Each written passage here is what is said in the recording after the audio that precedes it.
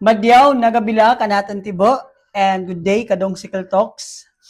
Medyo wala lagi tay upload no updates ato ang dong Sickle Talks kay tungod na tay mga priority pod nga mga activities no labi na sa church natay tunaging mga simana nagngadlaw na tay summer youth camp 3 days pod to siya and napod pag after ato napod ni family reunion duha pod ka adlaw so napoy gina-prepare so mo nang wala na ta ka-upload but this time uh, we will try our best no nga makahatag ta og maka-upload na ta sa ato ang mga videos. And of course napod tay ginapaabot nga mga item nga maka-upgrade pod gamay sa ato ang pakighinabi no labi na sa audio nga isgutanan.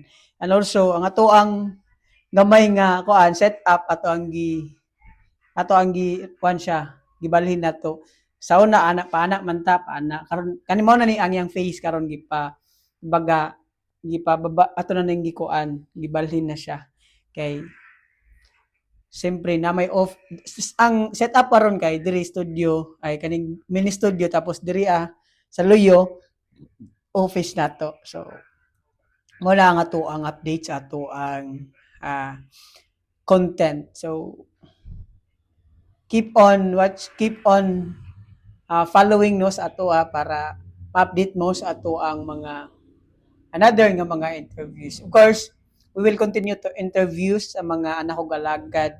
And next, possible na to nga next nga content is mga alagad na po siya Ginoo, mga pastors, especially sa mga young nga mga pastors bago nang graduate.